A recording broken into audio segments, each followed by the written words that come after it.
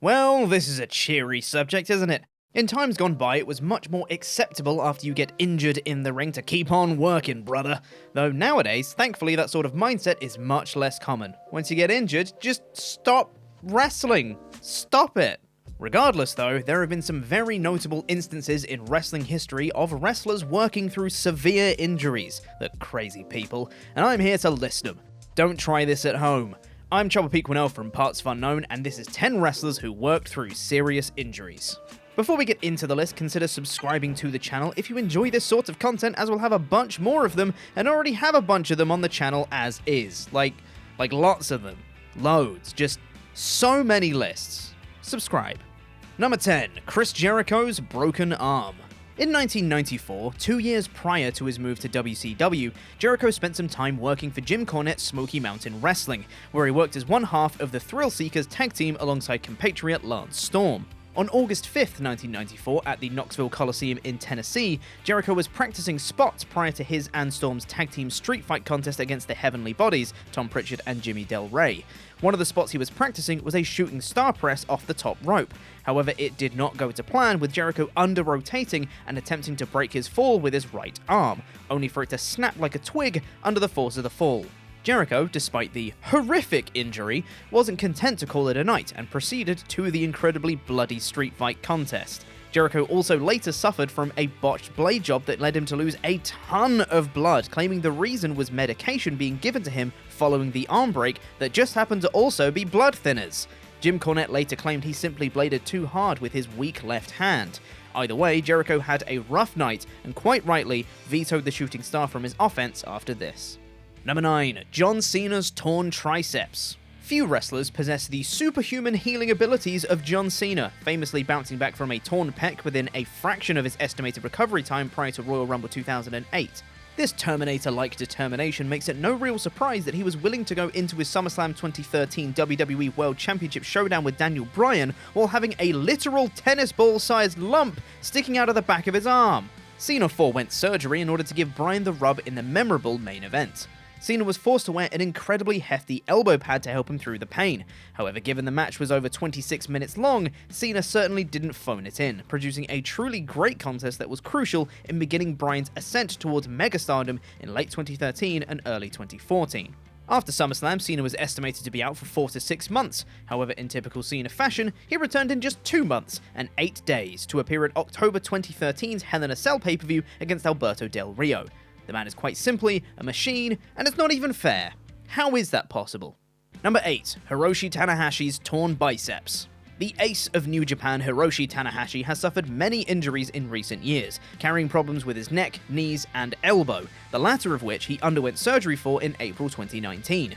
However, one injury he decided to neglect surgery for, despite being advised to, was a rupture of the distal tendon in his right bicep. The injury was sustained during the Ring of Honor New Japan crossover show War of the Worlds in May 2017. According to the American Academy of Orthopedic Surgeons, surgery for a biceps tendon tear can be avoided providing the individual doesn't immediately need full arm function. Not quite sure professional wrestling is a profession that fits that criteria, Hiroshi. Tanahashi would return to the ring little over a month after the injury at the Dominion show on June 6, 2017, defeating Tetsuya Naito for his second IWGP Intercontinental Championship. Tanahashi would not undergo surgery for the injury and instead work his usual schedule from June onwards. He would later admit that this was a mistake, but insisted he could not take the time off. What a nutter! Stop it! Hiroshi, stop it! Number 7. Finn Balor's torn labrum.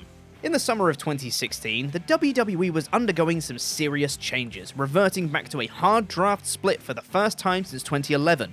Finn Balor was picked 5th overall for Raw from NXT and immediately thrusted into the main event scene, defeating Roman Reigns to earn a shot at becoming the inaugural WWE Universal Champion against Seth Rollins at SummerSlam 2016. The match was set to be Balor's coronation and solidify him as the man for the new era of Monday nights. During the match, Rollins did his often scary-looking buckle bomb spot, only this time he directed Balor towards the barricade instead. Balor would reach out to break his fall with his right arm, only to land extremely awkwardly and tear his labrum as a result. Balor, like the trooper he is, would immediately pop his shoulder back into place enough to wrestle for a further 15 minutes and earn himself the only world title so far of his WWE career. Unfortunately, however, Balor would relinquish the strap the following night on Raw, never reaching the same heights in WWE again. What a story. Number 6. Kenny Omega's vertigo and everything. Similarly to Tanahashi, Kenny Omega's body had been suffering from a lot of wear and tear by 2021. Wrestling at such a frenetic, hard-hitting pace for years had left Omega with many niggling issues. Most scarily of all, though, was his bouts of vertigo that had affected him since facing Kazuchika Okada in the semi-finals of the G1 in 2017. Omega stated that following a dropkick that saw Okada land on Omega's temple on the follow-through, something had been misplaced in his neck that has led to problems with vertigo ever since. As well as the vertigo, Omega stated in an interview with Fightful in June 2022 that the list of things that needed fixing in his body was just too long, making it even more remarkable that he worked almost the entirety of 2021 as AEW World Champion seriously hurt. Omega did eventually take 9 months off after dropping his AEW World title in order to heal and correct knee, shoulder, and abdominal injuries and undergo multiple surgeries to do so. Just a shame that his comeback was derailed by saving Larry the dog during Brawlout, I suppose. Number 5. Kurt Angle's all the neck problems. We all know that Kurt Angle won Olympic gold with a broken freaking neck. However, given the notoriety of his first, it's easy to forget that Kurt would go on to suffer a further 4, that's right, 4 more neck breaks over the course of his WWE career. The first of these 4 would come at No Way Out 2003, where Angle, along with his Team Angle pals Shelton Benjamin and Charlie Haas, would take on Brock Lesnar and Chris Benoit in a 3-on-2 handicap tag match. During the match, Lesnar would Irish whip Angle into the turnbuckle hard, which resulted in Angle's neck whiplashing and breaking. Not only would Angle finish the match, but he would also postpone surgery in order to still compete in the WrestleMania 19 main event 1 month later against Lesnar. Angle would undergo surgery following Mania, but would be back winning the WWE title once again just 4 months later at Vengeance 2003, only for Brock to once again break his neck with a chair shot a few months later. Jesus Christ. Jesus, stop! In fairness to Lesnar, Angle blamed this on rushing back too early before his neck was ready, but that was still a rough year for Kurt. Number 4. Shawn Michaels' herniated disc. One of the most historically important injuries of all time came at Royal Rumble 1998, where WWF champion Shawn Michaels was defending his title against The Undertaker in a casket match. Coming on the same night as Steve Austin's second straight Rumble win, plans were for Michaels to retain and proceed into the Mania main event program with Austin and a wild Mike Tyson. However, these plans were put in serious jeopardy when during the match Taker would throw Michaels over the top rope, clipping his lower back off the big wooden box on his way to the floor. While painful looking at the time, the severity of the injury was not immediately evident. However, Michaels had in fact herniated 2 discs in his back and completely crushed a third. Somehow, Michaels would wrestle on and complete the match, going on to defend his title and pressing forward with the feud with Austin going into Mania 14. Michaels would impressively compete in the Mania main event in a 20-minute match, but would appear visibly uncomfortable throughout. Tragically, the injury would force Michaels to retire during the peak of his powers following the match with Austin. Thankfully though, he would return in 2002 and have an even better 8-year run, so it all worked out in the end. Number 3. Cody Rhodes' torn pec. Cody Rhodes had been riding a wave of momentum sky high following his incredible WWE return at WrestleMania 38 in Dallas, following up one banger with Seth Rollins with another a month later at WrestleMania Backlash, with a third in the series seemingly set to conclude the rivalry inside Hell in a Cell. Unfortunately, however, just prior to the event on June 6th, it was being reported that Cody had suffered a serious torn pectoral injury while working out. Despite this, the match wasn't changed or called off, leading questions over the severity of Cody's condition. But oh boy, howdy was it severe. The moment Cody made his entrance, it was evident that he could barely lift his right arm at all, but it was only when he removed his ring jacket that the damage was visible for everyone to see. Words can't really do it justice. I mean, just look at it. That is not what a pectoral or arm is supposed to look like. It never gets any easier to see.